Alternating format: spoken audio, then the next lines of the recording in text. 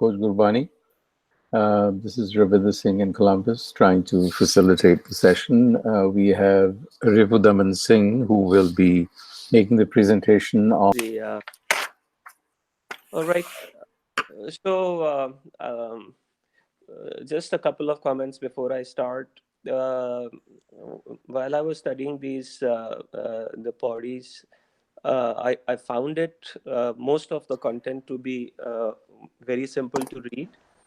Um, and I also found that as I was interpreting it on my own, my interpretation was almost very similar to the tikas that exist today.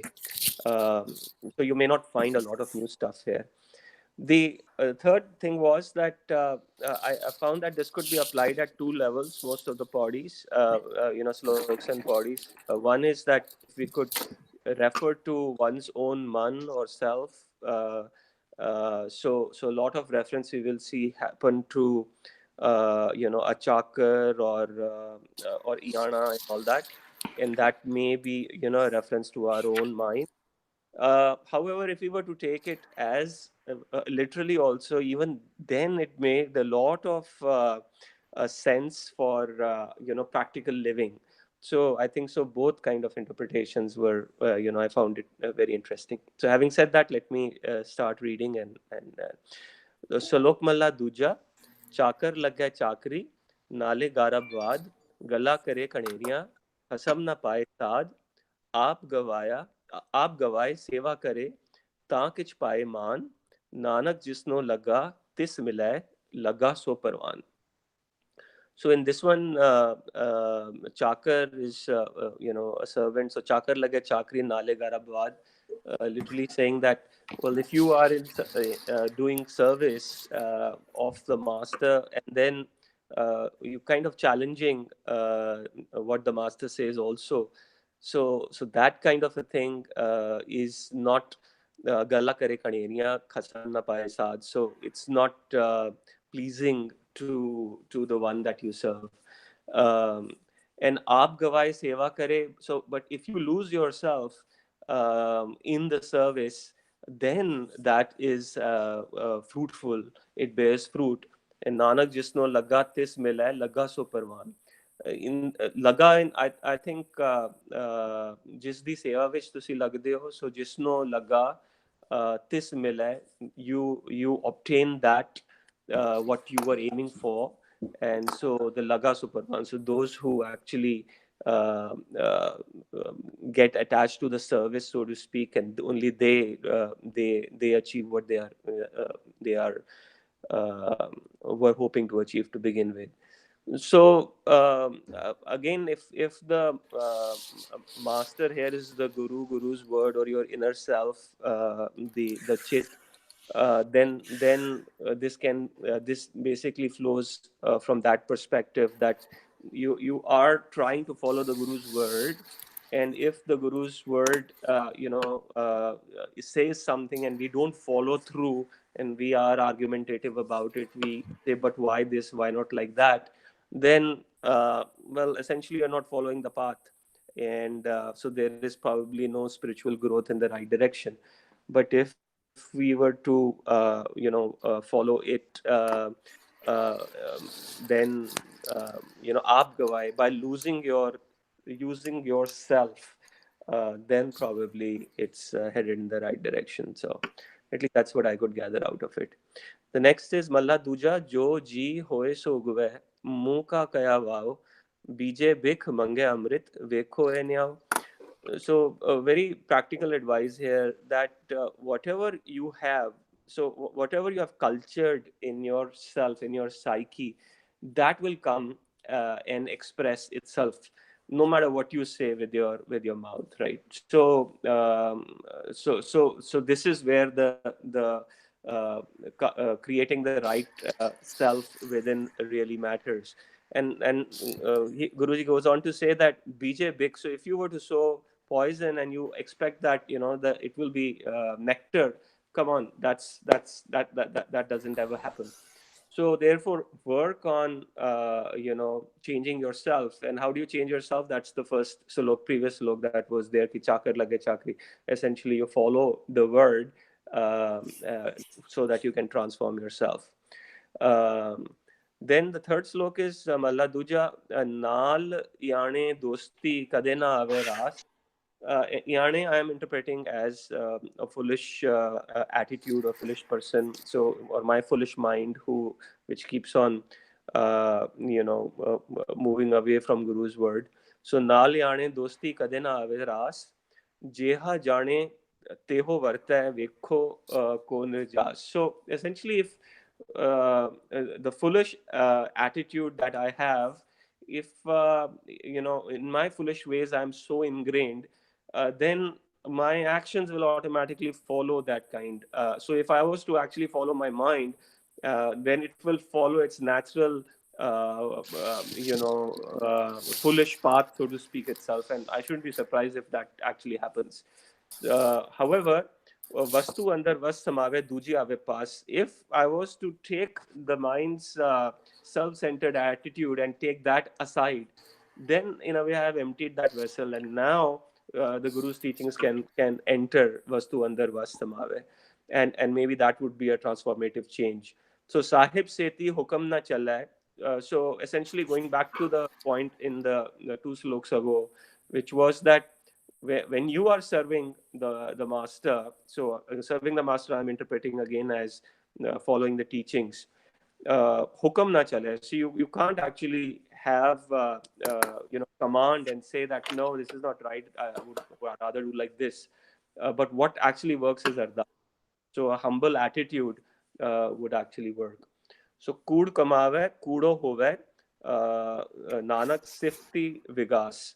So and cood is trash, falsehood.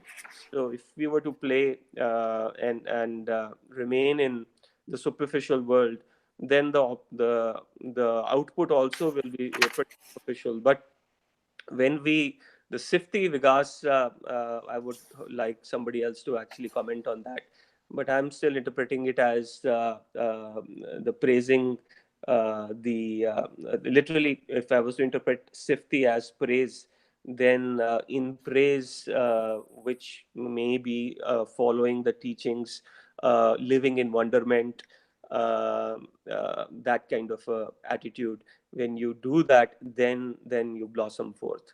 So that's the last one, this one. And then Malla Duja Nal Yane Dosti Vadarusyo Ne. So here again, very simple. The same theme is following, that friendship with the foolish minded or your own foolish mind, and Vadarusyo Ne, and Vadaru is the one who thinks himself to be bigger or greater than everybody else, or my attitude that I think that I'm better than others. If I was to do that, then it's literally, a pani under leak. So drawing a line in water, it's as useless as that, right? So, tis da thao na the. So it literally has no mark, no bearing, no spiritual progress there. Malla Duja hoye aana kare kam aan na sakke ras, जे एक अध चंगी करे दूजी भी whereas. So this theme continues, that sure enough, one or two things you may do right, but don't take it as proof that say, oh yeah, my self-centered, outward going attitude that I have is therefore it works, because a lot of other things will not work for you at the end of the day, and you have to go into this introspective attitude of following the Guru's teachings. So that's that. And then Pauri, Chakar lagay chakri, je challay khasme pae, hurmat tisno agli, o vajo bhi duna khaye. So here I'm interpreting ugly as what follows from now. So essentially, again, when Chakar does the service as per the khasam, the master's will, then you get hurmat, honor, thereafter. And vajo viduna khai. So vajo is like wages, literally. So whatever you were uh, spiritual growth, will also, like din dugni raat chogni types. खस्मे करे बराबरी फिर गैरत अंदर पाए, वजो गवाए अगला वजो गवाए अगला मुहे मुंह पाना खाए. So here again, but if you were to uh, use your own khasme kare barabri, like I am equal to my master, so I'll also say, express what I think is right and not follow the teachings, then that does not work. And at the end of the day, it's whatever growth you've had, you actually lose that as well. Vajo gawai agla. And then metaphorically, moha pana khai. Pana is actually shoes and shoes on the face. So this is a, I think so, kind of a metaphor being used. जिस दा दिता खावना तिस कहिए साबास, नानक हुक्म ना चलई नाल खसमे चले अरदास. So again here, Guruji is trying to point us to having a humble attitude. So essentially saying that whatever you are, is by the grace of the Sahib.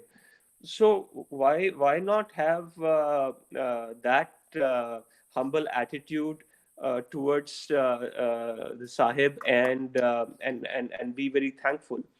And hukam na chale, nanak hukam na chale. And again, so don't command the master itself, but be in humble, have a humble attitude, so that you can follow the master's teachings.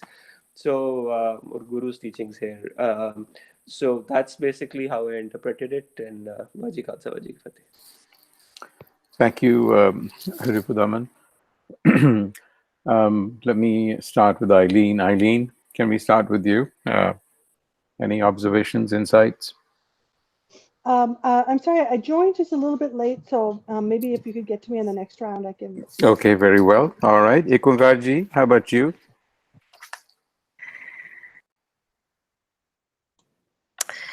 Waheguru Ji Ka Khalsa, Waheguru Ji Ki Fateh.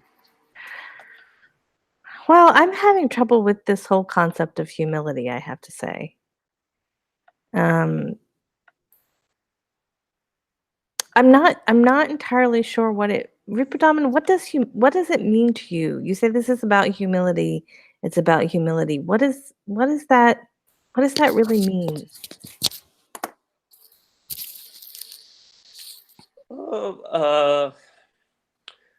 To me, in this context of this Pauri, it meant that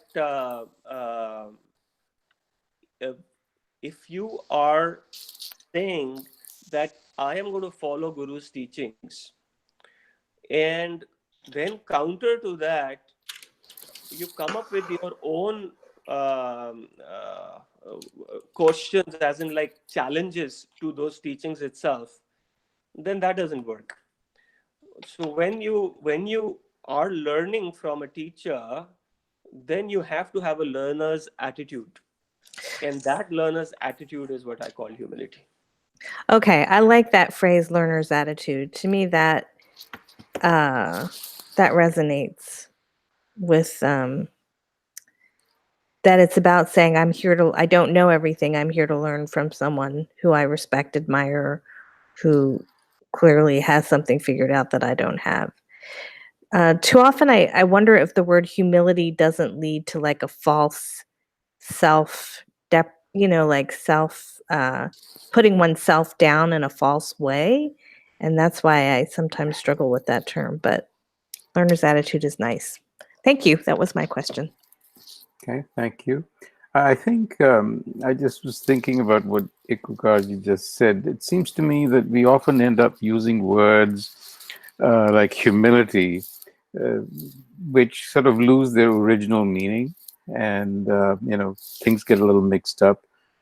Just like haume, I think a lot of times my sense is that I think people think when someone's accused of haume, it is used in situations like when a person may not be very civil in his or her speech.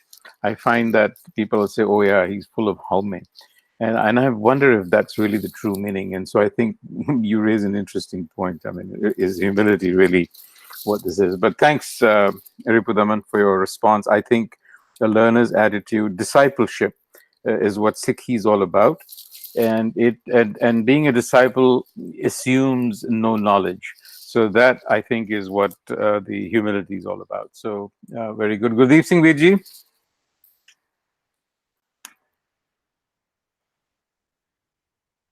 It's a relation between the disciple and the guru from whom we are going to learn.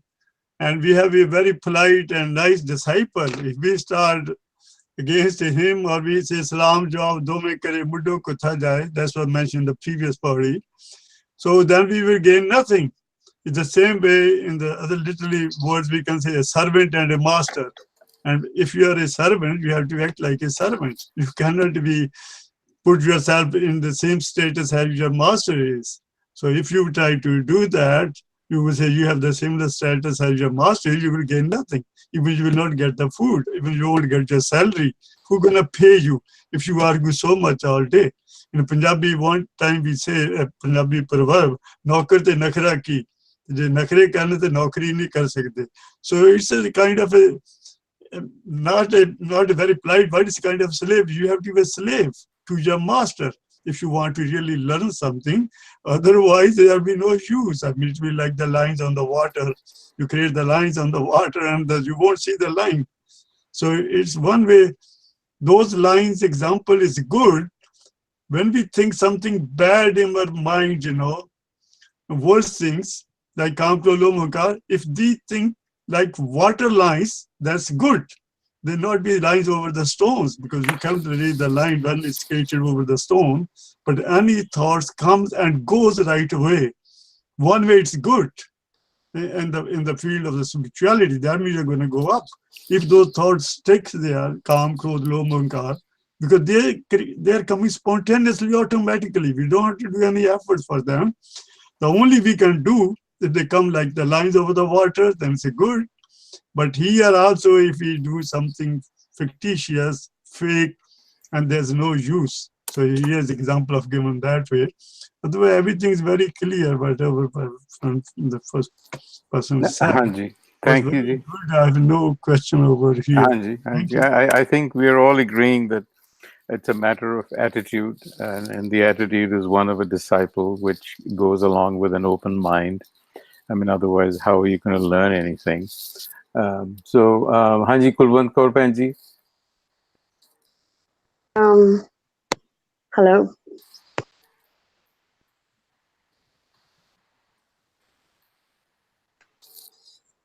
Not there. Hanji. Hanji.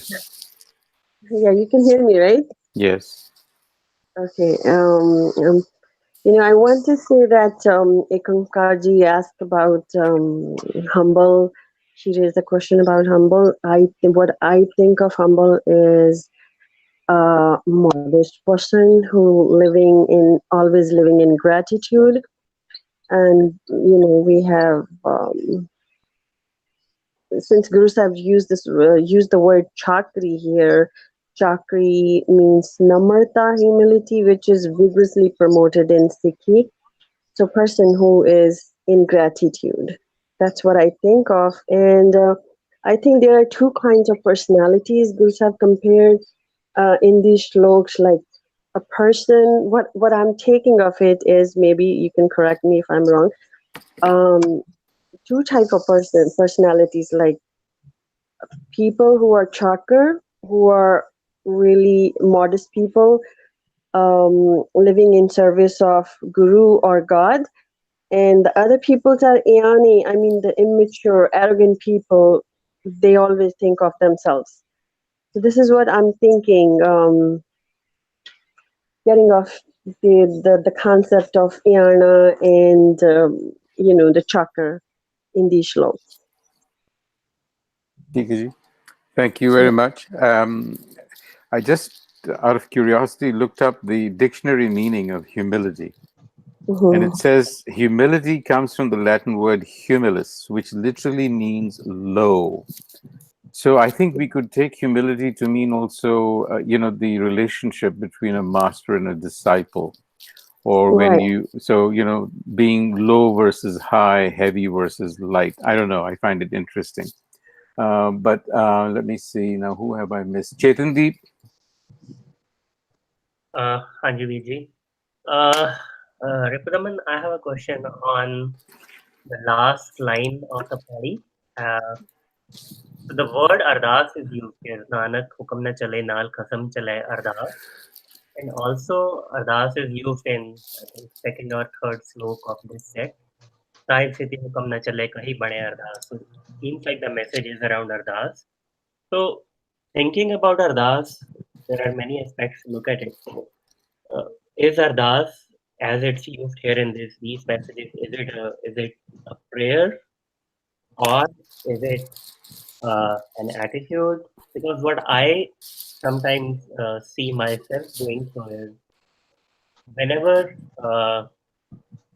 there is a situation, physical or mental or anything, I find myself reaching out to someone higher, right, in higher power, doing ardas, right? So it's very much culturally conditioned in our psyche, in Sikhi, with a ardas format or a verbal ardas, or just as an individual, right? So again, where do you draw the line?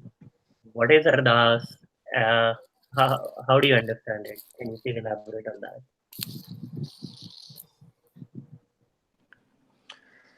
Chetandeep,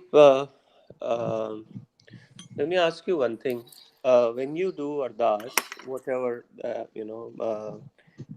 what's your frame of mind at that moment? So I'm not talking the Sikhi prayer ardas, I'm just talking about ardas. I mean, at least what I have seen in myself, it's like reaching out to someone higher in a situation, in any adverse situation. That it could be anything, and the state of mind possibly is of helplessness, or rather, saying like, I have no idea what to do, or I have no power, like Nimani, right?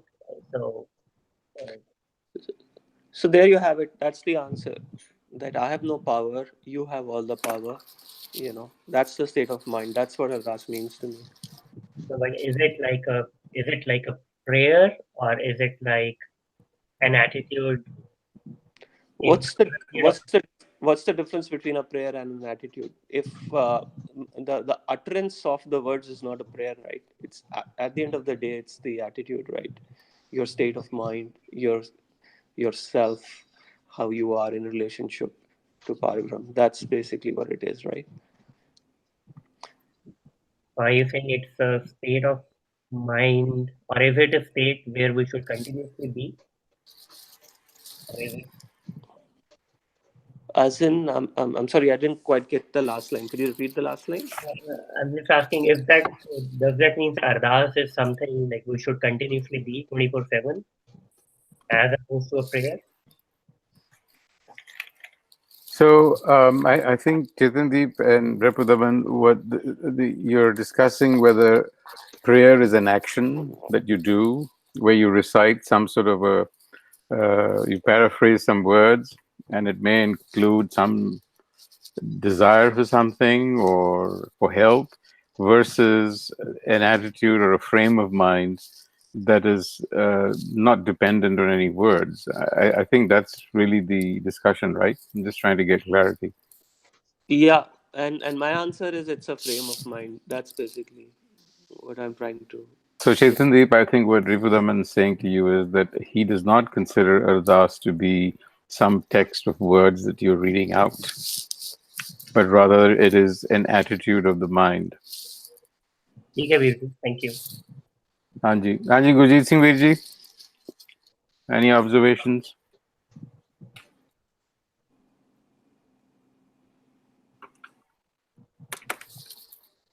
I think he may be kind of caught up. Eileen? Hanji Viji. Hanji. Hanji Viji.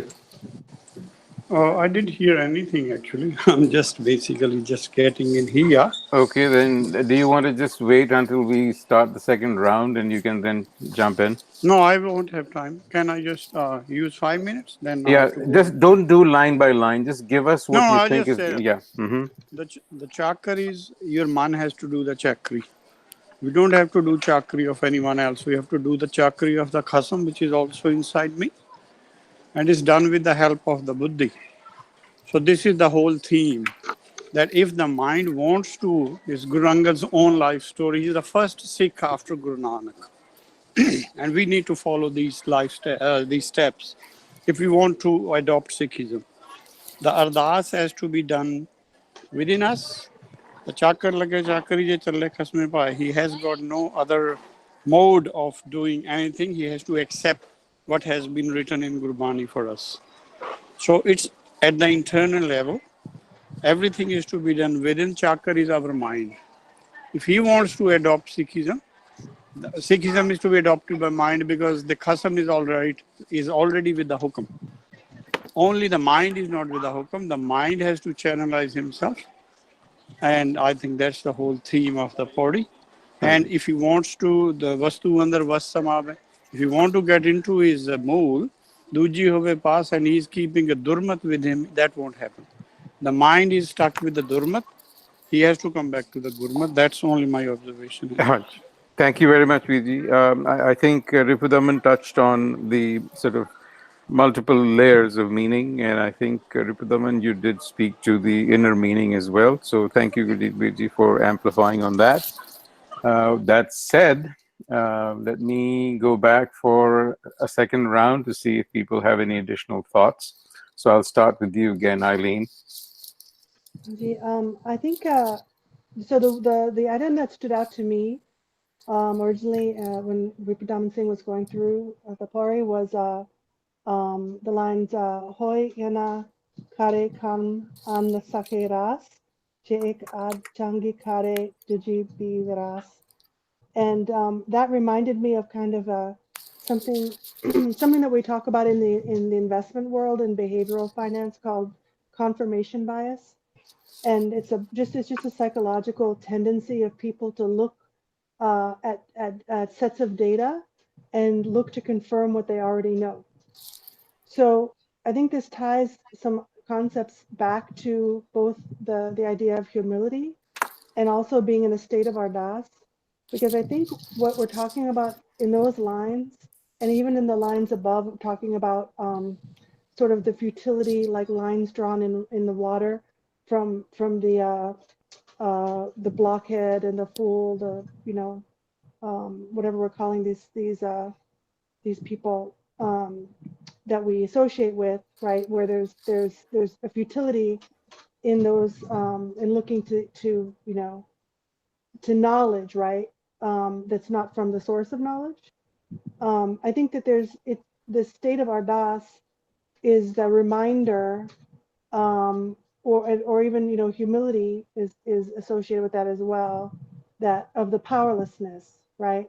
So I think they're both connected, and this is discussing how as you go about your life in the world, you're going to tend to try to reason things for yourself, and try to take control and take credit for all of these actions, but the important thing is to remember your powerlessness in that kind of a context, and point inward to the creator.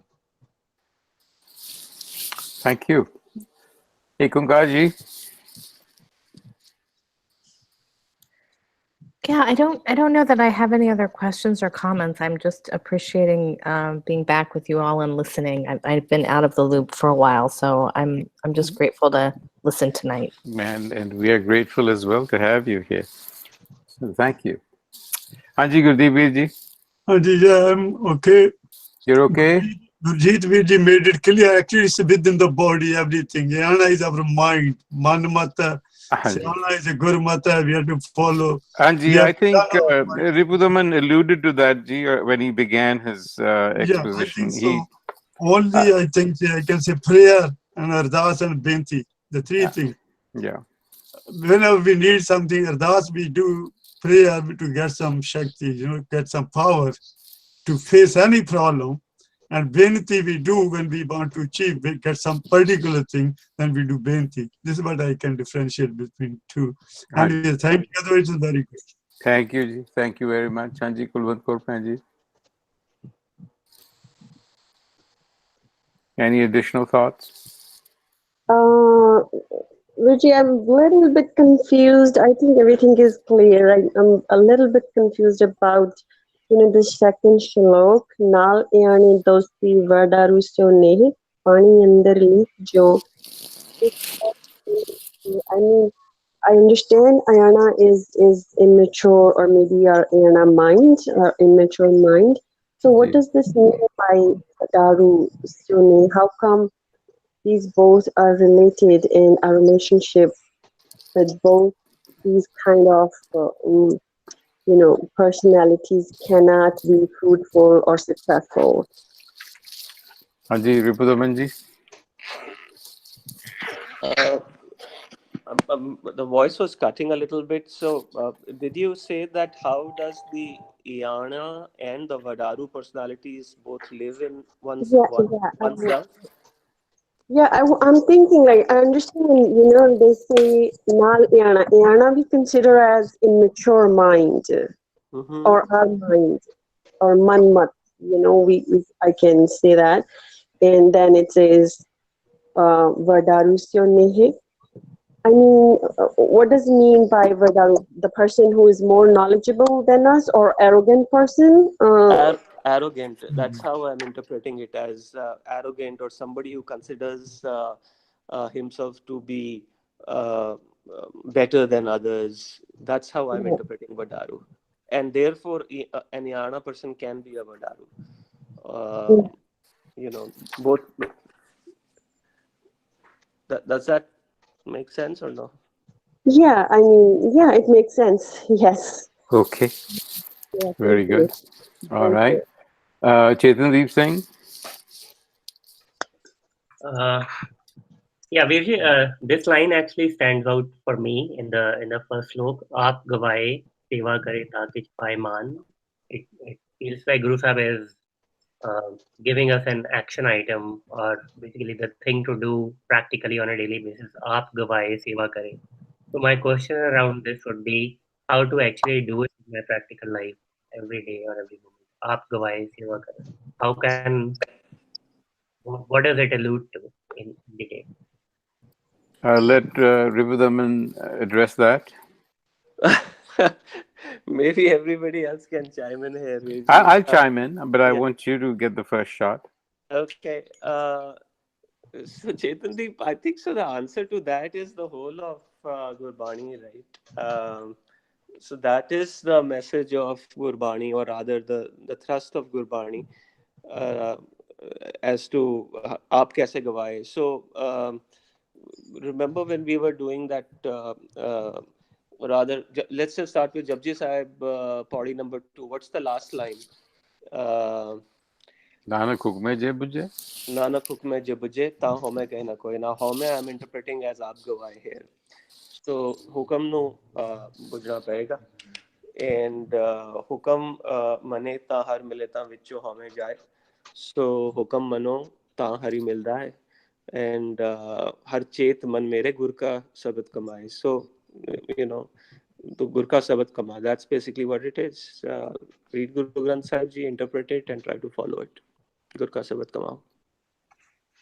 Thank you, Ripudaman. So Chetandeep, just my thought, because you've asked about at the practical level, how do I do this on a day-to-day basis? And I'll just share with you how I do it. It's pretty simple. I don't consider myself to be the karta, or the creator of anything. I just feel that I'm just something is working through me, and which is hukum, and my business it is to understand what it means for me, and for me to move in accord or in consonance with it as best as possible, and that things happen. And I may have some control, maybe no control, depending on the situation. But whatever it is, I'm certainly not the fulcrum through which all of this is happening to me or around me. That's how I deal with it. TK Virji, maybe we should, if we have time in the end, we should ask everybody, everybody's take on this. Yeah, sure. So we'll go to Gurjeet Singh Virji and see. He's gone. So let's do a last round and see what everybody's take on this is. So the question is, how do you apply this aap gawai, losing oneself, seva kare taan ki chupaiye maan, in day-to-day life, in practical terms, not to tell someone follow hukam, because nobody knows what hukam is. But how do you go about trying to figure it out in your day-to-day life? Eileen, how do you do it with investment banking? It's very, very difficult. No, I'm just kidding. What I do is I try to spend as much time as I can. You know that I'm not spending enough, but I try to be actively engaged with Gurbani so that I have the messages as present as I can when I go into my my daily life, right? And then when I'm in my daily life and I'm not literally in vichar, then I try to act from a place inside where I feel more connected to that that message and that pointing inward to the Creator. I don't know how to describe it, but from that place where my analytical mind is not the ruling state. And it doesn't happen when I'm literally doing analysis, right? Because then my analytic mind is at the front. Obviously. But it's in my dealing with other people. So I try So to how do you deal with how do you deal with other people? Let's say you're in a meeting and you're trying to put a point across and maybe have to assert a point. How do you do that? Well, I guess I try to like depersonalize, right? Because I think for me, the place where I start to get a calculus happening on interpersonal relationships is what I try to put to the side, right? So, for example, I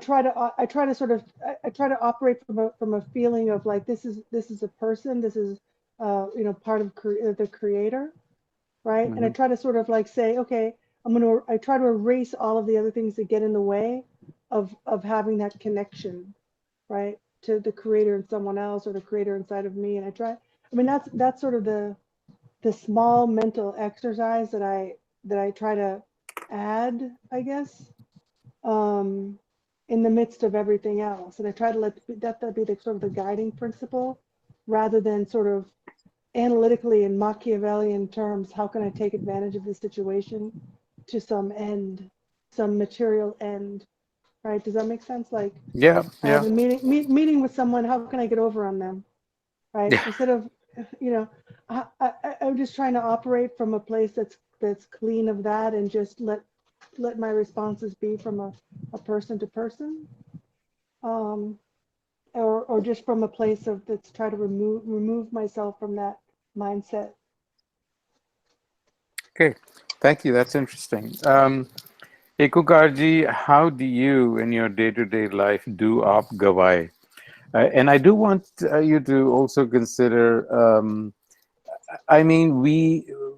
are we actually understanding the meaning of aap gawai in a practical context correctly when we say things like, like what just Eileen said?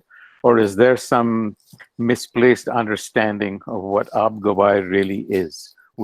Please consider that in your response. Yeah, sure.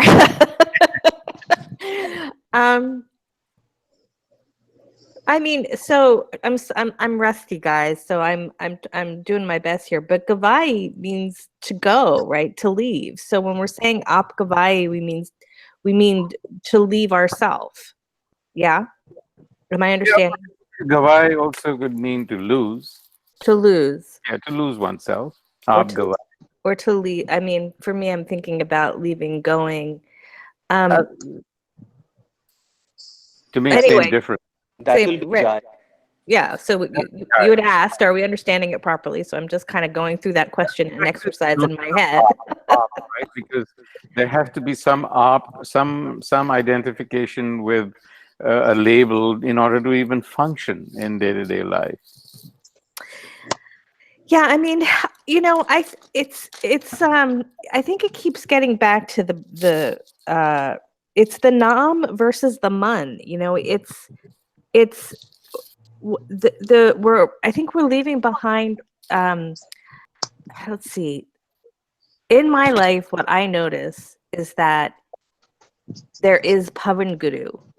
There's something in the wind that speaks, that is I can be sensitive to, and there's something in the energy flow that I can feel. And when I'm paying more attention to that sensitive space and moving according to that experience, I find myself in a dance that's more joyful, that is more creative, that has unexpected and positive results.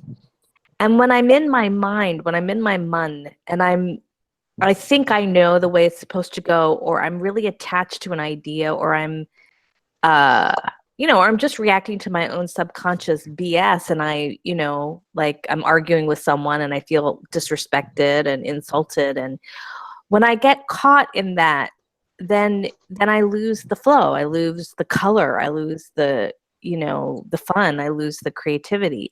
And it's not a cognitive process. It's more, I think, a somatic process for me. It's more in my sensation.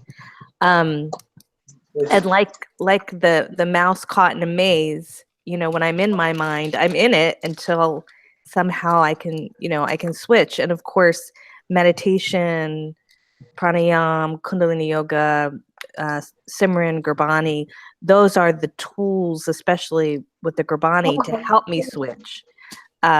Anyway, that's my experience of it. Okay, thank you. Good evening, Viji. Before you respond, Yes. I want to amplify that question a little bit more with some practical examples, right? Okay. So this question comes up very often. Yes. And I know that Indermohan Singh has asked this repeatedly on this forum, that in a competitive world where you have to sort of compete to achieve quote unquote success, how do you remain humble, or how do you do aap gawai? So this is one chain of thought.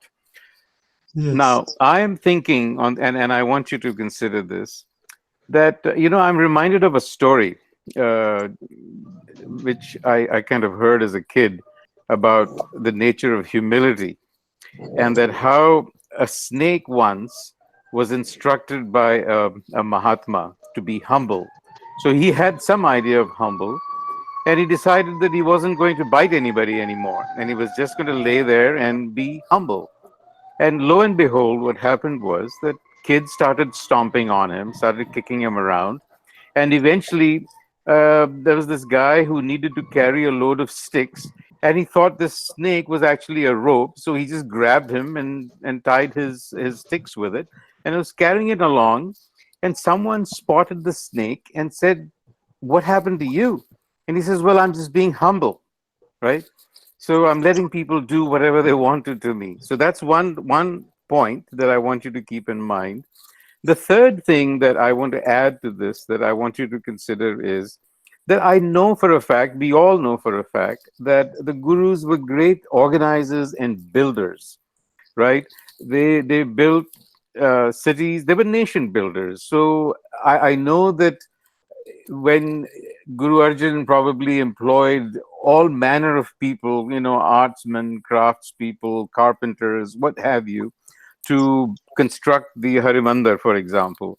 And I do know from Sakhis and stories that he must have had some system of getting this work done.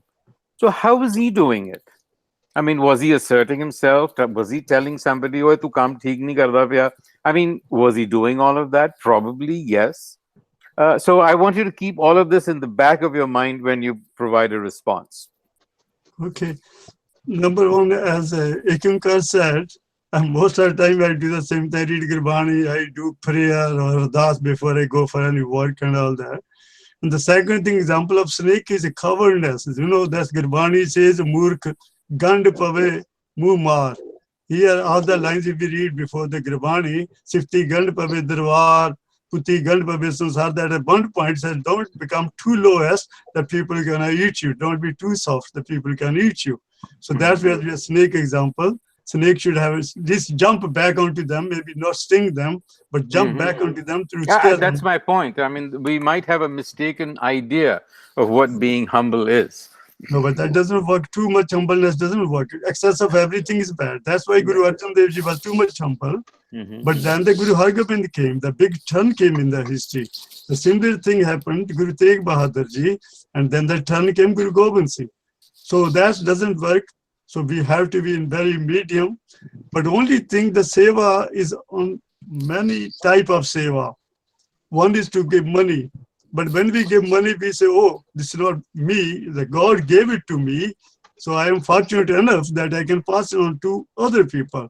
Then it works. If I say, oh, egoistic consciousness, that I am a rich man, why should I give? If I give with the proud, you know, to make them feel low, it has no use. That's where the Gurbani says, Hasti, one point, Guru Amar Das Ji, he was very much into seva. All his sloks are in seva. Hasti sirjo ankas hai, aaron jo sirde, mantane aage rakh ke, ubi save kare. Gurmukhiyo navariye sab rasich kar de. Seva kudi, you teach somebody, you make him perfect at his job, to train him to make enough money. That's also seva. But the spiritual seva is the best actually. That's what, when we meet friends, I always try to meet people. I have three things in my mind.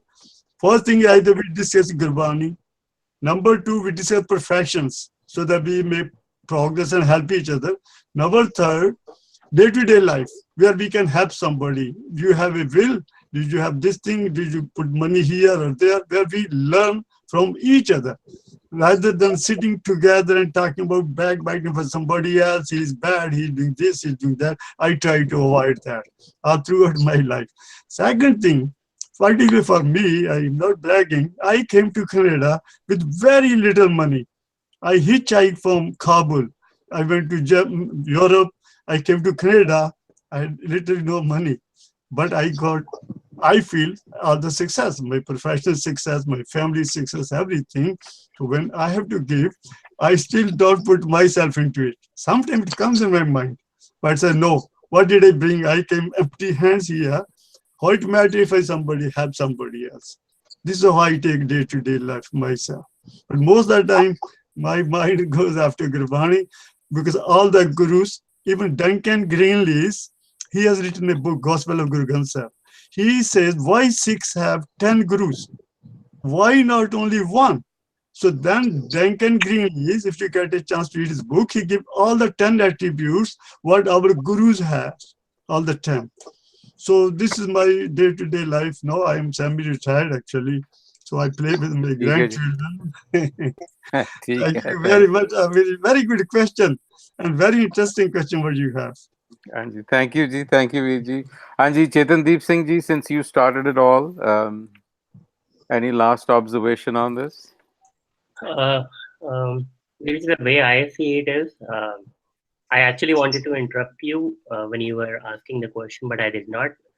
In my mind, you were posing the question, "Aap gawai seva." You were posing the question was, "Aap gawai." How do you do aap gawai? I think in my mind, the more important question is the seva kare. Like, how do you do seva on a daily basis?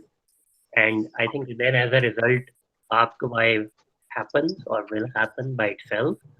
And I just want to share my understanding. It might not be a perfect understanding, but whatever I've learned. So the way I see is the seva kare is, or at least on a day-to-day practical basis, what I have to do every day is, as the Shabad is saying, seva kare. So seva kare of whom, right? So seva kare of Satgur. That's what Gurbani tells us. Satgur ki seva safal hai, right? So, and there is another Shabad that actually guides us. It's from Suhi Rag, and the Rahau Pankti is Aisa Gyan Japo Man Mere Ovo Chakar Sache Kere. And then it uses the word chakar and then it defines the word chakar in the same Shabad saying Seva Kare So Chakar Hoy. So basically, I think if I read this entire Shabad, it tells me like Aisa Gyan Japo Man Mere, that is the seva that Guru is asking us to do on a daily basis. And applying this practically, I think even to answer your other two examples of a snake and how should we operate in a corporate setting or anything, I think for me at least the seva kare of Satguru is to be aware or to have awareness of every moment, to be in the present moment awareness, and the result being that I am aware of my own self in every moment, or rather aware of my own true nature. So if I'm snake, I know it's my nature to bite, and I will bite, right? And if I'm in a corporate setting, at least whatever I'm doing, as you said, right, you are not the doer, but be aware of my own true nature as a human and just follow that. So I think for me, the seva kare means to get in touch with my own true nature that I have lost due to social cultural conditioning is seva kare for me. Anji, thank you. I think well put, because essentially, if you have japod that gyan, that knowledge, then you basically have solved all your problems, because then everything else will follow from there. So yes, absolutely. Anji, Ripudaman, any last thoughts? Navirji, it was quite enjoyable. Thank you. Thank you. Kulwant Kaur Panji, any last minute thought before we close?